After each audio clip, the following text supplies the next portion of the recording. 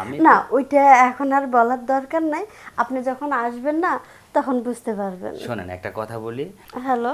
হ্যাঁ আপু, বুঝলাম না আপনি কিস্তি দিতে আসতেছেন না কেন? ও, স্যার আপনি? হ্যাঁ আমি আহ, বুঝলাম না কেন কিস্তি আপনি দিচ্ছেন না কেন? না, আসলে স্যার হয়েছে কি, ওই যে এই মাসে বেতন পাওয়া হয় নাই তো, যার জন্য আমি এই সপ্তাহে কিস্তিটা দিতে পারতেছি না। আপনি তো প্রত্যেকটা বারে বারে প্রত্যেকটা সময় আপনি শুধু খালি মানে আপনার বেতনের ইসি হ্যান ত্যান এগুলোতে আপনি ইয়ে করেন, কিন্তু আসলে কিস্তিটা তো দিতে হবে আপনাকে, তাই না? এটা নিয়ে কেন আপনি এরকম করতেছেন আমার সঙ্গে?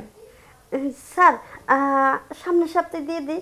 একবারে 2 মাসের কিস্তি পাবেন না, 2 সপ্তাহের কিস্তি, 2 সপ্তাহটা একবারে দিয়ে দিব নি। শোনেন, একটা কথা বলি। এই যে আপনার মধুর মধুর যে কথাটা না, এই কথা দিয়ে কিন্তু কখনো চিরা বা মুড়ি বা কোনো মন ভেজে না। আর আপনি যেভাবে আপনি কথা বলতেছেন এটা আপনার মতো করে বলতেছেন, কিন্তু আমার কথাটা আপনি বোঝার চেষ্টা করেন। এখানে আপনাকে আমি লোন দিছি আমার নিজ দায়িত্বে।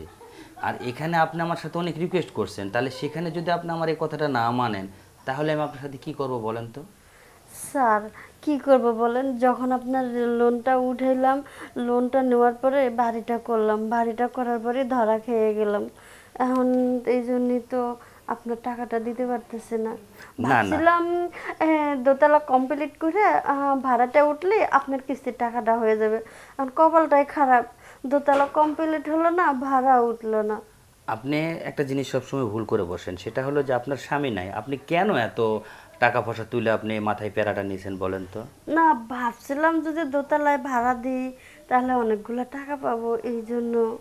আচ্ছা, অনেকগুলো টাকা পাবেন, আপনি এই বুদ্ধি করে আপনি তো রুম তুলছেন, তাই না? আর অনেকগুলো টাকা তো আমি আপনাকে দিছিলাম, যদি প্রয়োজন পড়তো আপনি আরও আমার থেকে নিতেন। তাহলে কেন আপনি এত প্যারাটা নিলেন? না স্যার, বিষয়টা কি, আমি আপনাদের ওইখানে জানাইছিলাম, কিন্তু আমাকে বলছি কি, ওইটা শোধ না দেওয়া পর্যন্ত আর কোনো লোন দেওয়া হবে না।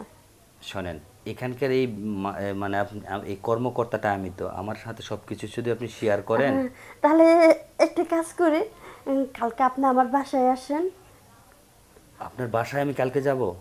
হ্যাঁ, আমার বাসায় আসলে একটু ভালো হয়। একটু আসলেন, একটু চা খেয়ে গেলেন।